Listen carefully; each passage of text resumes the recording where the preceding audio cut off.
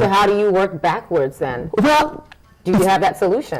I don't have the solution, but I think that collectively, it's the question that the National Conference is trying to answer, if not for the faultiness of its structure in itself. But it's a question that I sense that's what the National Conference wants to answer. How do we want to engage the world? Do we want to engage the world as a single-minded bureaucracy like China? Do you want to engage the world as a post-conflict survivor like Rwanda? Or do you want to kill half of a yearly son before it even gets to the cinemas? Right.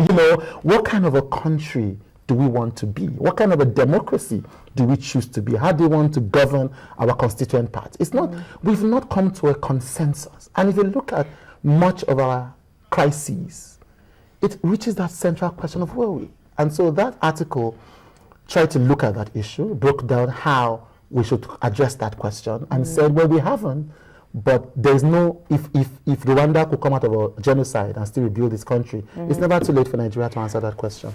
Well, I mean, while we're waiting and we're in limbo, while they try to answer that question, what is the worth really then? Or what should the focus of the worth for the Nigerian youth in their country be in the meantime? Well, there's one imperative. There are two imperatives for young people. One is every young person needs to be focused on the huge joblessness challenge that we have in the country. It's a huge one. It's a scary one, and myself and some of my friends were laughing the other day. Saying, we've got, some of us have masters, so we are now the elite youth. So when the sweeping away comes, it might be difficult to differentiate us from those who are stealing the country's money. But it's not a joke. It's actually reality. It's reality, right? There are, at least according to the National Bureau of Statistics, 54% of the employable youth are unemployed. Some media reports say it's 84%. The truth is probably somewhere in the middle. A country, I think what Nigerians need for their country are threefold. One, a country that works on a basic level. Let the taps run. Let us be able to get justice from the courts. Let us be able to find. Let's have power, just on a basic level. I think let me just interrupt you there, and I hate to do this, but we haven't really mentioned the issue of power. And a lot of people say that just turn on the lights and you would see like the youth bulge. Exactly, which is exactly. Just allow, how much I spend. When I think of how much I spend on diesel on a weekly basis running our two offices in Lagos, I get really frightened. And that's why I'm coming to. If a country works on a basic level, then the young people themselves, and many of us are entrepreneurial by nature, are able to create value that can spiral. And we don't have to confront a system that's fighting us by not providing power, by overtaxing us. I'm looking at you, Lagos State, by all of those things. If you have a country that enables its citizens to be able to create value, you understand, then we can begin to have hope in ourselves and in our country on a basic level. Then we're even more empowered to demand better governance. Because a 100 person cannot demand better governance. The next 100 he's given to rig elections, he's going to take it. And don't talk to him about morality, because that's the country that you gave to him. So we need to be able to create a mass, and not all those fake jobs that, somebody builds one plant in about wherever and says he has created 1 million jobs. Some of these ministers, God bless them. Yeah. And if we can create an army, a network of empowered citizens economically, they're not asking to be millionaires. They're just asking for a country that can allow them to achieve their potential. If we can start from there, then we can empower them to demand better governance. We can empower them to vote more deliberately and consciously in elections. It can begin to create a change. Do you think that because we have been deprived so much that we sort of leave too much to the government because they're the one that we see? No, I don't leave too much to the government, and I doubt that you do. Or maybe we expect too much from them. Maybe that's the word. The minimum. We didn't expect. We've not gone on the streets to ask them to educate the children. I mean, we should be on the streets. We've not gone on the street for protest for them to solve the power problem. The power problem was promised to be solved by the late President Umaru Yar'Adua. As at April, it was supposed to provide 6,000 megawatts in April 2010. We've not gone on the streets to demand that. We've not gone on the streets to demand that, again, to sustain and demand that Abamoro, who cost the lives of 10 young people in Abuja, by a system that scammed people into applying for jobs. We've not stayed on the street for him to be fired. We've asked for minimums.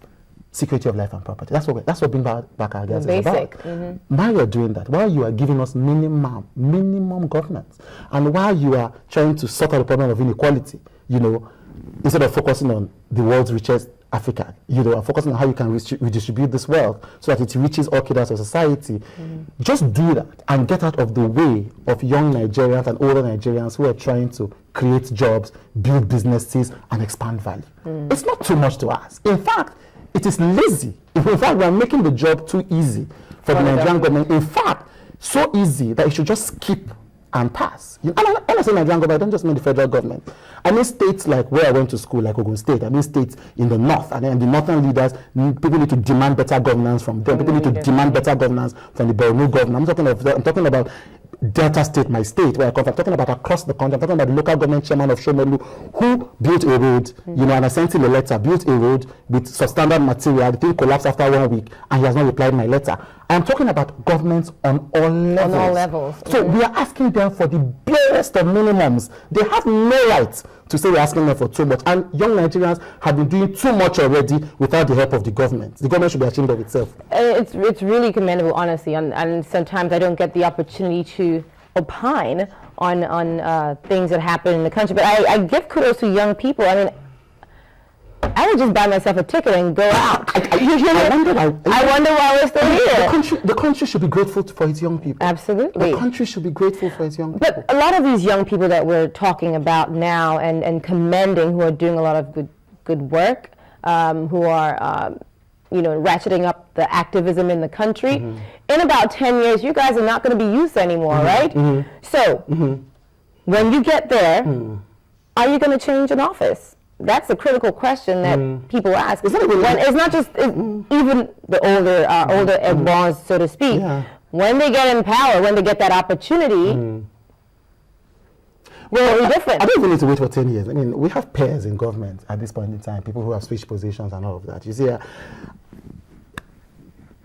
God bless them. But more importantly than people who show that we have no strength of character when they got into government, more importantly than them, because these are just people that fell on the wayside. We've had people in government that have gone into government and haven't lost their principles. We had Dr. Obiageli Ezekwesili, who came out of government as a paragon of integrity. We have, even though we criticize her a lot, Ngozi Okonjo-Iweala, who has not been accused like many ministers of corruption because she's just trying to do her minimum. We have ministers like the former Minister of Youth Development, Balaji Abdullahi, who was incredibly impressive as the first youth minister to actually engage young people across the country. Dora Akunyili. There was one Nigeria editorial 3 weeks ago that said, whatever happens, she remains a hero. This is a woman that showed a new way of. So there are people who have gone into government and have maintained their integrity and their sense of what is right. So why don't we?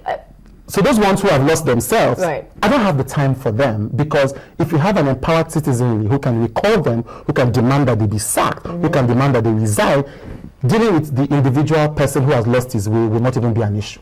You would have a chief executive of the country who would fire an incompetent person immediately. You would have legislators who can demand, and that's why when people say somebody called a minister for 13 times in 1 year, I say they've called her 14 times too small, because we should have legislators who are constantly demanding better governance from the people who are tasked with administration of different sectors of the economy. And so I don't want to really bother myself about my peers who go into government and mess up. I want to bother myself about my peers who go into government and make sense. Okay, all right. Last word now. Maybe reference mentorship. I mean, you just mentioned a list of people who are, who have character. Where do we get more of these people? And how do young people access those kinds of people so that when they get there, they can impact positively? Well, when it comes to that, I'm not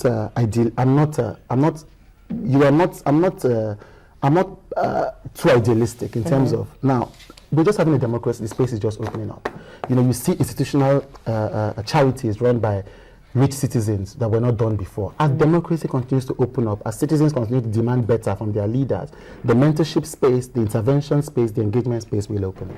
All right, Chude, thank you so much for joining us here on Rubbing Minds, and thank you, viewers, for also joining us on the show. If you'd like to get more, just log on to the channel's website and keep in touch with us that way. Twitter also. Handle. That's why you can follow me about Chude. At Chude. That's why Nigeria TV is for the program. Okay, and at Adura, you can follow me also for my commentary, and at channels TV_NG. I don't have all of it right now, but we'll definitely get it back to you as you continue to follow us. Again, thank you very much for joining us on the show, and have a wonderful rest of the Sunday.